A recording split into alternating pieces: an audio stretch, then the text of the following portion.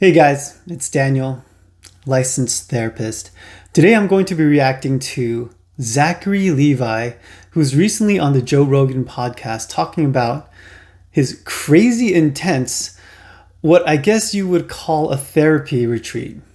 This clip really hit home with me because it reminded me so much of the work I do in my practice. Apparently, this 3-week thing he went on was life changing for him because he was dealing with depression and anxiety since he was a kid. I really love this clip because Zach here is so honest and vulnerable. You know what? I'm just going to go ahead and call him Zach like we're friends. Anyways, here's Zach, an A-list actor who's handsome, rich, famous, charismatic, has an incredible acting career, and from the outside looking in, he appears to have everything. But what people don't know is that those things don't prevent mental illness. In fact, those things can actually exacerbate mental illness.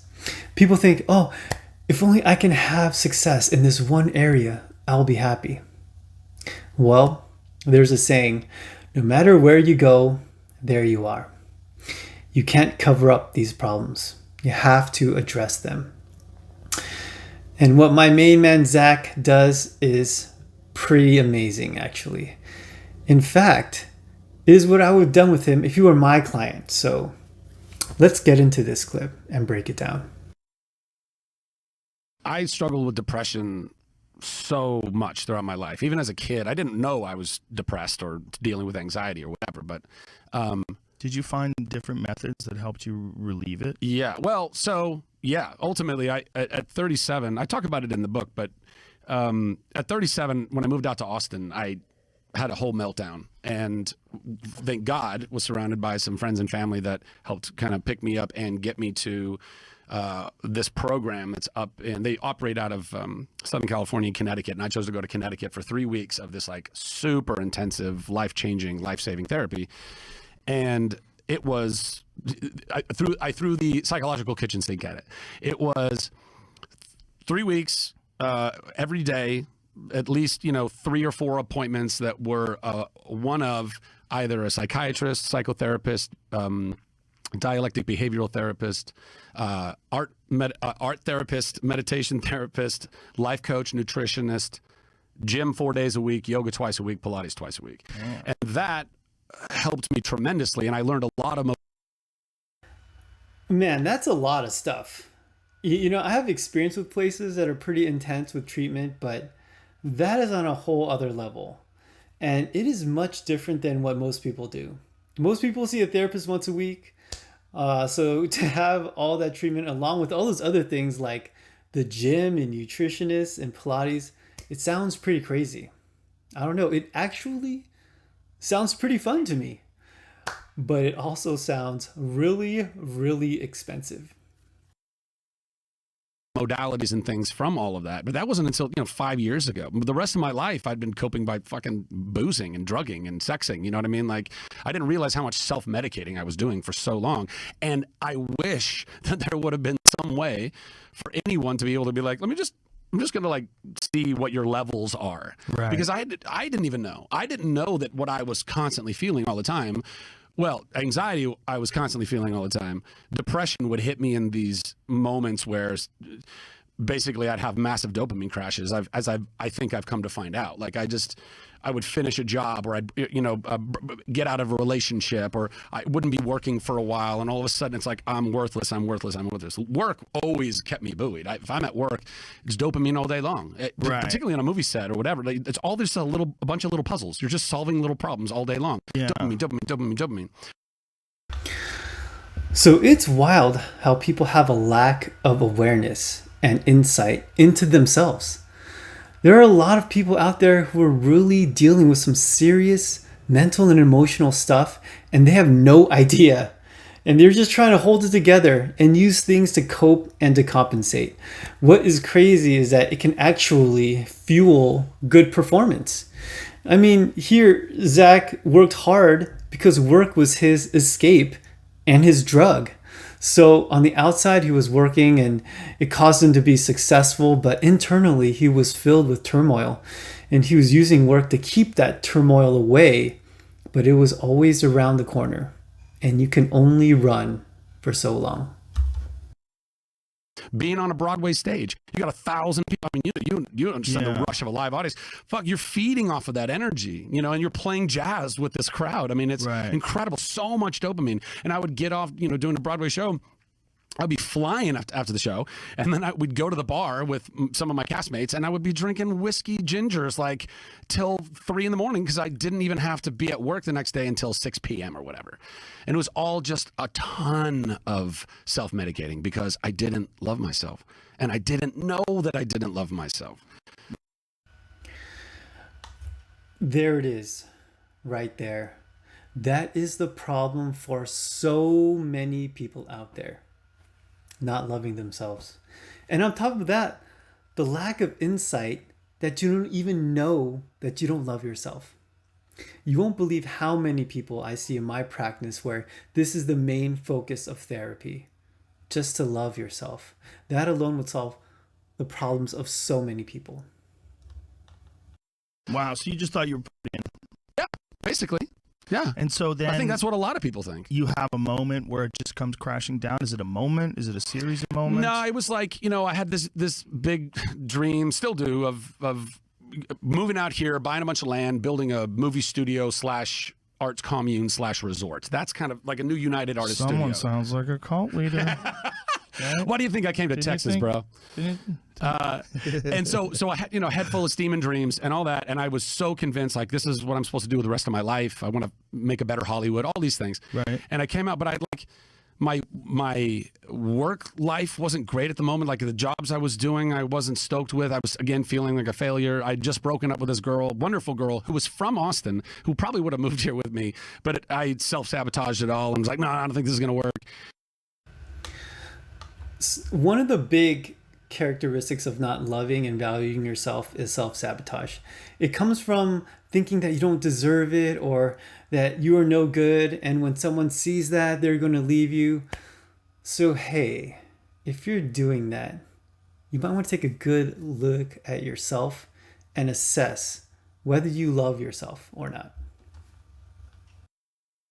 And I came out here, I had no real support structure, and my friends and family had a beautiful community in Los Angeles, but I was like, I gotta go. I feel compelled, I gotta go do this, I gotta go buy this land. And I'm really grateful that I did, but I didn't do it in the healthiest of ways. And so I ended up out here, and I was alone. And I was deeply, deeply feeling like, oh, I've blown up my life. I don't feel supported. I didn't feel like, I felt like a lot of my friends and family were watching me go in this kind of almost manic state of like, I gotta, you know, like just, if I don't do it now, I'm not going to do it. And I knew I had to get out of California. Like California has been broken for so long, and I love California. I'm from California, but it's just so busted in so many ways. But so I came out, had nobody, had no real support structure. Work wasn't great. Love life wasn't great. All these things were just like falling down on me. And so massive just spiral into darkness. Damn. Yeah, it was gnarly. I mean, even went to... I was definitely considering killing myself, and it wasn't the first time that I'd ideated on certain thoughts like that. If ultimately committing suicide is like a 10-rung ladder, I was at rung 9 a couple of times in my life. Yeah. Man, Zach was in a pretty dark place, and thank God he didn't go through with it. But I like his 10-rung ladder analogy because people often look at suicidality as black or white. You either are or you aren't, but there are definitely levels like he is describing. You know, thoughts of wanting to be dead without wanting to commit suicide are actually much more common than people think. It was gnarly, but I didn't realize that the reason why you get there is because your hormones are all completely out of whack. My dopamine, my serotonin, my norepinephrine, all these things that are, you know, and me going and drugging and boozing doesn't help balance those things either. But you don't know that. You're just chasing. Like, I got to be happy. I don't know how else to get through all this stuff, you know? Yeah. So all of that just came... Oh, I quit smoking when I moved here too. So like all this, everything. It was so intense. But anyway, it you know, this place changed my life. It saved my life. But I will also mention though that it gave me a lot of understanding of my own psychology and just psychology in general, I suppose. But I learning all these things about how to like love yourself more. That's great. You can learn all that knowledge, but if you still don't believe that you are worthy of being loved, you won't apply any of it. You don't care about any of it. You don't see the value in yourself to want to put that work in, you know? And so thank God. Wow, Zach, right on. These things are all just concepts unless you really can change the belief that you are worthy of love. It all hinges on that. If you don't change that, then you're just trying to fool yourself, and that's a losing battle. All the therapy in the world will not work. Therapists aren't magicians. We can only show you the door, and you have to walk through. My man Zach is so wise. There was this woman, her name is Beth in the book. We had these like companions, basically, like house moms, because if somebody's not in a very good place, you can't depend on them to like get up and like make themselves breakfast and get to your appointments and all that kind of jazz. It was a very nice place that really took care of you. It was built for like CEOs that were having massive burnout and all that jazz, like lots of depression and things of that nature. But anyway, we had these companions and they would rotate through, lovely women, all of them. But there was one, Beth, who was a mom of 3 kids, just like me and my sisters, middle boy between 2 girls. And her son also struggled with mental health. And she turned out to be this angel, man. Like this total, God loved me through that woman in the most intense, amazing ways. And she doesn't take credit like she did it. She knows she was just a vessel. She was just a tool that God got to show me a mother's love, right? I mean, really kind of for not the first time. I know my mom loved me and tried to do her best, particularly now I've done all the therapy. I know that my mom did her best, but it still left me with so many holes, particularly with that maternal, trauma. And so this woman ended up at least like just lighting the pilot light, just getting me started so that I could then, take that journey on and go about it more on my own. So there has to be this question of what happened to Zach? How did he get so depressed? And 99 times out of 100, it has to do with your childhood. I hate to sound so cliche, but it's true. That's why therapists always say, tell me about your childhood. And here we see the root of a lot of, if not all of this stuff, is him feeling like his mother didn't love him. Where else would he get the message that he was unlovable? So he has this amazing experience with this woman where he was shown a mother's love. This is what we call in the business a corrective emotional experience. It really opened his eyes to the fact that he was lovable, and basically he walked through the door. He started to believe, and we can see why this moment was so pivotal in his journey to mental and emotional wellness. So, what would be the main takeaway that I would want you amazing people to get from this clip? Please love yourself. See the value in yourself. Know that you are worthy of love and you are amazing.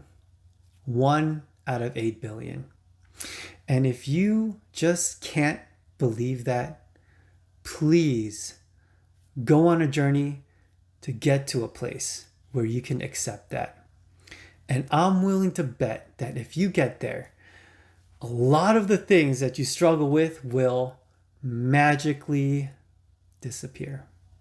If you have anything you would like me to react to or analyze, please leave it in the comments down there.